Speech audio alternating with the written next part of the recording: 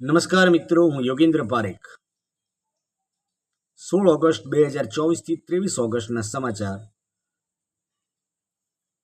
ભારતના ચૂંટણી પંચે જમ્મુ કાશ્મીરમાં 18 અને 25 સપ્ટેમ્બર તથા 1 ઓક્ટોબર એમ 3 દિવસ અને હરિયાણામાં 1 ઓક્ટોબરે મતદાન એમ ચૂંટણી જાહેર કરી છે।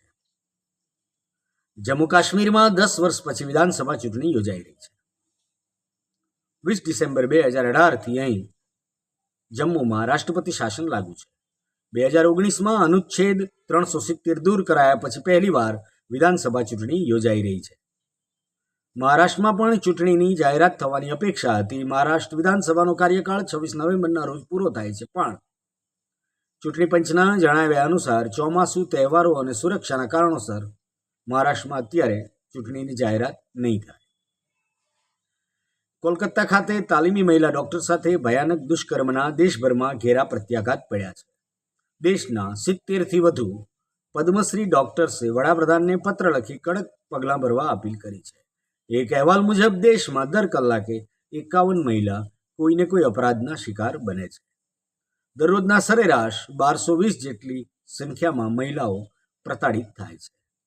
સુપ્રીમ કોર્ટે આરજીકર હોસ્પિટલની આ ભયાવહ દુષ્કર્મ ઘટનાની એફઆઈઆર નોંધવામાં 14 કલાક જેટલો વિલંબ કરવા બદલ પોલીસ તથા સ્થાનિક પ્રશાસન તંત્રની કડક ટીકા કરી છે। ગયા વર્ષમાં આપણી બેંકોએ મિનિમમ બેલેન્સના નામે બેંકોએ 8,495 કરોડ રૂપિયા ગ્રાહકો પાસેથી વસૂલી લીધા છે। એટલે પરિણામ એ આવ્યું છે કે સામાન્ય લોકો બેંકથી દૂર જઈ રહ્યા છે। આવો બેન્કિંગ સિસ્ટમનો એક પડઘો છે। બંગાળના પૂર્વ મિદનાપુર જિલ્લાના પાઉસી ગામમાં બલરામ કરણ નામના 57 વર્ષની વયના એક સજ્જન રહે છે। તેઓ સાચુકલા સમાજસેવક છે।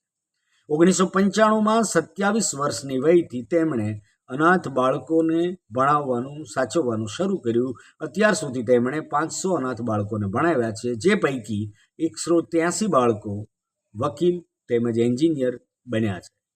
વર્ષ 2004માં જર્મનીમાં રહેતા એનઆરઆઈ બંગાળી વિમલ રાયના વારસદારોએ ₹50 લાખની તેમને મદદ કરી હતી। અત્યારે 20 વીઘા જમીન પર બલરામ કરણનો આશ્રમ આવેલો છે। ગુજરાત પોલીસ ફોર્સમાં 12,472 જગ્યા માટે ભરતી પ્રક્રિયા શરૂ થઈ છે। 9 સપ્ટેમ્બર સુધી અરજી કરી શકાશે। ઓજસની વેબસાઇટ પરથી આ અરજી કરવાની છે। અગાઉ જેમણે અરજી કરી હોય તેમણે અરજી કરવાની નથી। જો તેઓ ફરીથી અરજી કરશે તો ગેરલાયક ઠરશે, એવું અખબારી યાદીમાં જણાવવામાં આવ્યું છે। 17 ઓગસ્ટ 2024ના રોજ સંયુક્ત સચિવ, ઉપસચિવ જેવી 45 જેટલી નિયુક્તિ માટે ભરતીની જાહેરાત યુપીએસસી દ્વારા પ્રસિદ્ધ કરવામાં આવી હતી। લેટરલ એન્ટ્રી સ્કીમ કેન્દ્ર સરકારે 2018માં શરૂ કરી છે। 2019થી આ સ્કીમમાં અનામતની જોગવાઈ થતી નથી તેવો મુદ્દો ચર્ચામાં હતો। પ્રતિપક્ષ એટલે કે વિરોધ પક્ષ અને એનડીએના સાથી પક્ષોના વિરોધ પછી કેન્દ્ર સરકારે અમલદારશાહીમાં લેટરલ એન્ટ્રી દ્વારા ભરતી કરવાની સ્કીમ પડતી મૂકી છે। કેન્દ્રીય કર્મચારી રાજ્યમંત્રી જીતેન્દ્રસિંહે યુપીએસસી અધ્યક્ષા પ્રીતિ સૂદને પત્ર લખીને 17 ઓગસ્ટની ભરતીની જાહેરાત રદ કરવા જણાવ્યું છે। આસામની સરકારે એક મહત્વનો નિર્ણય લીધો છે। આસામમાં સરકારી નોકરી માટે SC/ST ઉમેદવારો ફ્રીમાં અરજી કરી શકશે। અમુક રાજ્યોમાં બેરોજગાર ઉમેદવારોએ અરજી સાથે 500 કે 1000 રૂપિયાની ફી ભરવાની હોય છે। તેવા પડતા પર પાટું જેવા માતબર કમાણીના કિમિયા સામે આસામ સરકારનું આ પગલું આવકાર્ય છે। મિત્રો, સુપ્રસિદ્ધ ગુજરાતી સર્જક, વિવેચક, મધ્યકાલીન અર્વાચીન કવિતાના અભ્યાસી, જામનગર નિવાસી ઋષિતુલ્ય શ્રી લાભશંકર પુરોહિતનું 92 વર્ષની વયે 21 ઓગસ્ટના રોજ દેહાવસાન થયું છે। ગુજરાતી ભાષા સાહિત્યના ક્ષેત્રે તેમની વિદાયથી બહુ મોટી ખોટ પડી છે। આપણે તેમને ભાવપૂર્વક અંજલિ પાઠવીએ છીએ। કળા જગતના બીજા એક દુઃખદ સમાચાર છે કે દેશના જાણીતા સિતારવાદક અને સપ્તકના સહસંસ્થાપક વિદુષી શ્રીમતી મંજુબેન મહેતાનું 20 ઓગસ્ટ 2024ને મંગળવારે નિધન થયું છે। શાસ્ત્રીય સંગીત અને નૃત્ય ક્ષેત્રમાં શોકની લાગણી પ્રસરી છે.